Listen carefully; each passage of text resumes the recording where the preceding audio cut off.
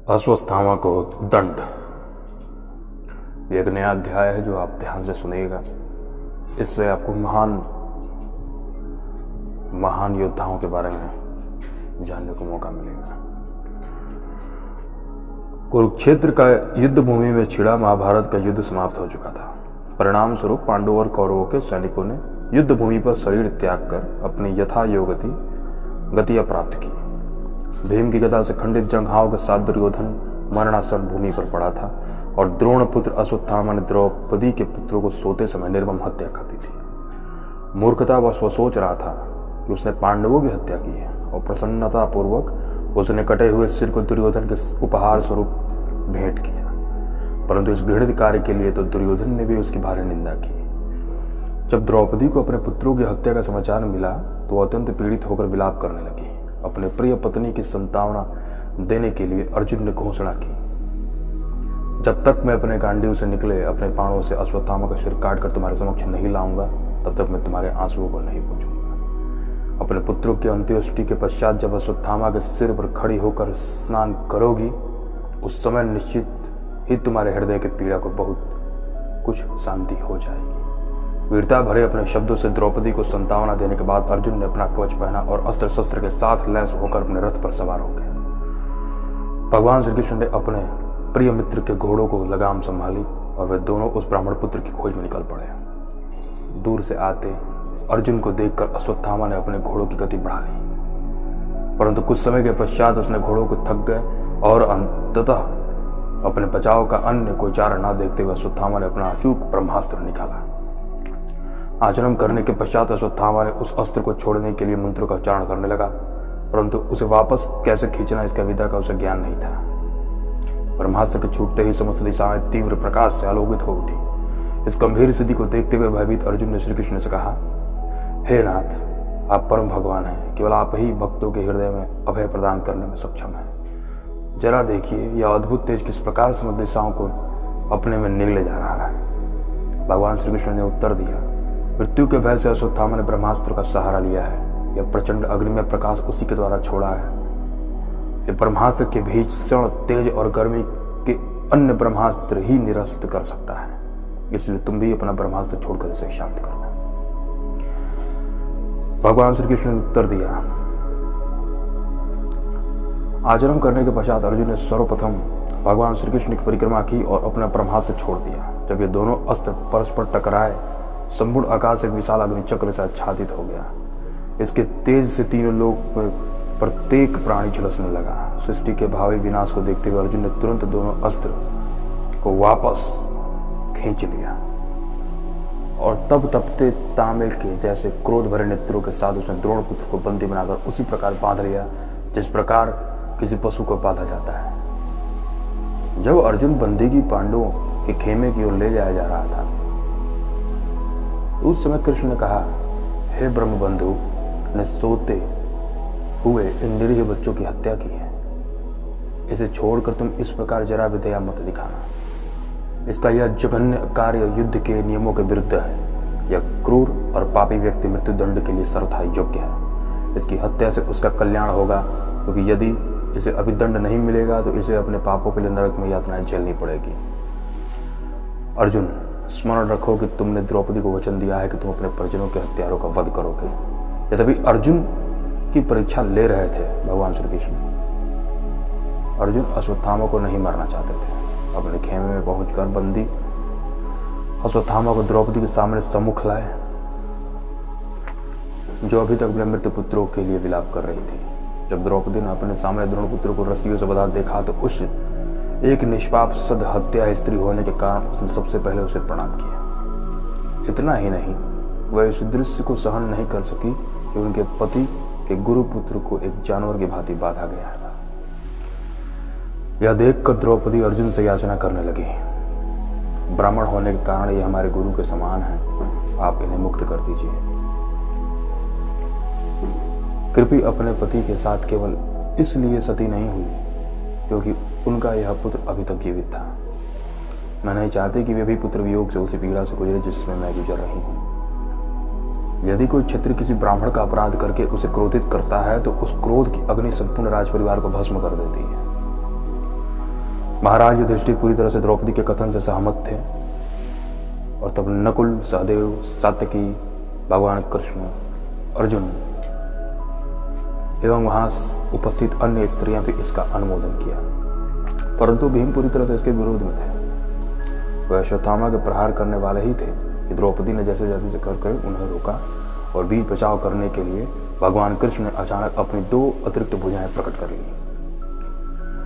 अर्जुन के उलझने चेहरे पर देखकर भगवान श्री कृष्ण मुस्कुराते हुए कहा, हे ब्रह्म बंधु, पर शारीरिक रूप से प्रहार नहीं करना चाहिए, परंतु यदि वह अतताई बन जाता है तो निश्चित ही उसकी हत्या कर देनी चाहिए।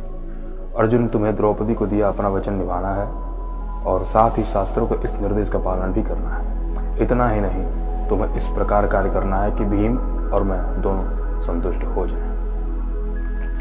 यद्यपि श्री कृष्ण अपने वचन विरोधाभासी थे,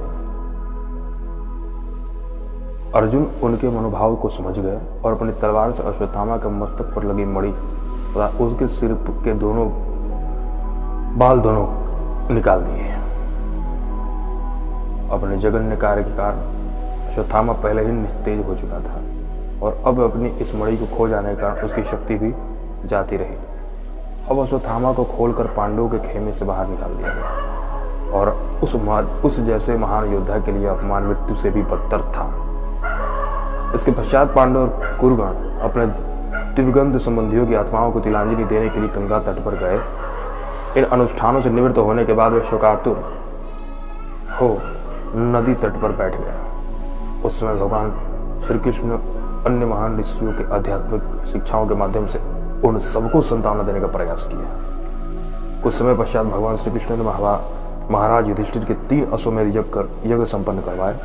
सारे कार्य समाप्त हो जाने पर श्री कृष्ण ने कुछ समय के लिए हस्तिनापुर में ठहरे और फिर उन्होंने अन्य यादवों के साथ वहां से द्वारिका के लिए प्रस्थान करने का निश्चय किया। उस समय श्री व्यासदेव सहित अन्य महान ब्राह्मणों की पूजा की, परंतु भगवान श्री कृष्ण अपने रथ पर आसीन हुए ही थे कि अत्यंत भयावह स्थिति के क्रंदन करती उत्तरा वहां आ पहुंची। हे देवादिदेव, कृपया मेरी रक्षा कीजिए। एक आग्नेय बाण अत्यंत तीव्रता से मेरी ओर आ रहा है। यदि आपकी इच्छा है कि मैं भस्म हो जाऊं तो मुझे कोई आपत्ति नहीं है, परंतु कृपया मेरे गर्भ को नष्ट होने से बचाइए। भगवान श्री कृष्ण समझ गए कि वह ब्रह्मास्त्र अश्वत्थामा ने पांडवों के अंतिम वंशज को मारने के लिए ही छोड़ा है। सभी पांडवों ने तुरंत उसे अपने अस्त्र शस्त्र उठा लिए, परंतु भगवान श्री कृष्ण जानते थे कि अश्वत्थामा के अस्त्र को निरस्त करने के लिए समय बहुत कम है और स्थिति अत्यंत नाजुक। यद्यपि श्री कृष्ण ने अस्त्र शस्त्र नहीं उठाने की प्रतिज्ञा ली थी, अब उन्होंने अपनी प्रतिज्ञा की परवाह न करते हुए भक्त वत्सल नाम को सार्थक करने के लिए तुरंत अपने सुदर्शन चक्र का आह्वान किया। अत्यंत छोटा रूप लेकर वह उत्तरा के घर में प्रविष्ट हुए और अपनी अद्भुत शक्ति से उसे आच्छादित करते हुए अश्वत्थामा के अस्त्र को निरस्त कर दिया। उसके पश्चात जब द्वारिका जाने के लिए तैयार हुए तो श्रीमती कुंती देवी ने अपने 5 पुत्रों के साथ उनके पास आई और उनकी सुंदर प्रार्थनाएं करने लगी। कुंती देवी ने कहा, हे श्री कृष्ण, तुम आदि पुरुष हो और भौतिक गुणों के प्रभाव से पूरी तरह से परे हो। मैं तुम्हें प्रणाम करती हूँ। जिस प्रकार मंच पर अभिनय करने वाले नट को पहचानना नहीं जा सकता, उसी प्रकार तुम भौतिक इंद्रियों से बहुत परे हो और तुम्हें केवल भक्ति और आध्यात्म ही समझ सकते हैं, जो पूरी तरह से भौतिक कलमश से शुद्ध हो चुके हैं। फिर भला मुझ जैसी अबला के लिए तुम्हें सही समझना किस प्रकार संभव है। हे भगवान, अपनी नाभि कमल पुष्प के समान सुंदर है आपकी। आप सदैव कमल पुष्पों की माला से सुसज्जित रहते हैं। आपके नेत्र कमल पुष्प के समान शीतलता प्रदान करते हैं और आपके चरण कमल पुष्पों से अंकित हैं। मैं आपको नमन करती हूँ। आपने अनेक भयावह स्थितियों से मेरे पुत्रों की रक्षा की है और अभी अभी आपने हमें अश्वत्थामा के ब्रह्मास्त्र से भी बचाया है। परंतु मेरी तो यही इच्छा है कि हमारे ऊपर ये सब विपदाएं बार बार आएं, जिससे हमें बार बार आपका दर्शन प्राप्त हो सके, क्योंकि आपके दर्शन का अर्थ है कि हमें फिर से जन्म मृत्यु का दर्शन नहीं करना पड़ेगा। हे नाथ, जब आप एक मनुष्य रूप में लीलाएं करते हैं तो उस समय आपके कार्य अत्यंत भ्रामक होते हैं। यद्यपि आपको देखकर स्वयं भयभीत हो रहता है, परंतु आप माता यशोदा के हाथों में छड़ी और आपको बांधने के लिए लाई गई रस्सी को देखकर भयभीत हो जाते हैं। निश्चित यह हमें भ्रम में डाल देता है। हे स्वामी, आपने अपना मिशन पूरा कर लिया है और सबसे महत्वपूर्ण यह है कि आप अपने रूप के विजय में समस्त भ्रामक दर्शनों एवं सिद्धांतों को खंड खंड कर देते हैं। आपने ऐसी अद्भुत लीलाएं की हैं कि जिनका हम निरंतर श्रवण व कीर्तन कर सकते हैं। हम पूरी तरह से आपकी कृपा पर अवलंबित हैं, फिर भी क्या हमें छोड़कर चले जाएंगे? आपके सर्वमंगलमयी उपस्थिति के बिना यहाँ सब कुछ आसार और निरर्थक रह जाएगा,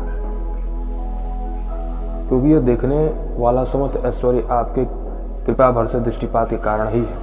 हमारा साम्राज्य इसलिए सुंदर दिखाई देता है क्योंकि यह आपके चरण कमलों के चिन्हों से अंकित है। इसलिए जब आप यहाँ से चले जाएंगे तो इस साम्राज्य फिर ऐसा नहीं दिखाई देगा। मैं आपसे निवेदन करती हूँ कि आप मेरे पुत्रों तथा विष्णुवंशियों के प्रति मेरी आसक्ति को काट दीजिए, जिससे मेरा मन एकाग्र हो और उसी प्रकार आपकी ओर आकर्षित होता रहे जिस प्रकार गंगा का प्रवाह निरंतर समुद्र की ओर बहता है। श्रीमती कुंती की प्रार्थनाएं सुनकर भगवान श्री कृष्ण मंद मंद मुस्कुराने लगे और वह मुस्कुराहट की योग शक्ति के समान ही मंत्रमुग्ध होने वाली थी। तब भगवान ने अन्य स्त्रियों को अपने प्रस्थान का समाचार देने के लिए हस्तिनापुर के महल में प्रवेश किया। उस समय महाराज युधिष्ठिर ने भगवान श्री कृष्ण को रोक लिया और प्रेम पूर्वक कुछ और समय वहां बिताने का आग्रह करने लगे। यद्यपि श्री व्यासदेव सहित अनेक महान ऋषियों तथा स्वयं भगवान कृष्ण ने अपनी शिक्षाओं से महाराज युधिष्ठिर को सांत्वना देने का प्रयास किया, दुखी राजा अभी तक अशांत थे। अपने मित्रों एवं संबंधियों की मृत्यु से विपुल विच्छल युधिष्ठिर एक साधारण भौतिकवादी व्यक्ति के समान शोक कर रहे थे। राजा ने शोक करते हुए कहा कि मैंने स्वयं कितनी दयनीय नियति को आमंत्रित किया है। मुझसे अधिक पापी इस संसार में कौन होगा? स्वयं राजा बनने के लिए मैं करोड़ों लोगों की मृत्यु का कारण बन गया। यदि मैं लाखों वर्षों तक भी प्रायश्चित क्यों न करूं, फिर भी मैं अपने भावी नरकीय पीड़ाओं से बच नहीं सकता। मैंने कितने पतियों, पुत्रों, पिताओं और भाइयों का वध किया है। इस प्रकार स्त्रियों के प्रति मैंने जो अपराध किए हैं उनसे मुक्त होने के लिए मुझे कोई उपाय नहीं दिख रहा है। जिस प्रकार मटमैले पानी से मिट्टी को छानकर शुद्ध नहीं किया जा सकता, जिस प्रकार शराब के प्याले से शराब को धोकर पवित्र नहीं किया जा सकता, उसी प्रकार मुझे विश्वास है कि असंख्य लोगों की हत्याओं का फल को निरस्त करने के लिए पशुओं की बलि अथवा यज्ञ सहायक नहीं होगा। अब आगे के कथाओं में हम ये बात जानेंगे कि महाराज युधिष्ठिर को उपदेश भीष्म का देह त्याग किस प्रकार होता है। तो श्रोतागणों, मेरे मित्रों, मेरे भाइयों, आप लोग से आग्रह है कि इस महान कथा को सुनने के बाद आप इसका अगला उपदेश जरूर सुनें। जय श्री कृष्ण।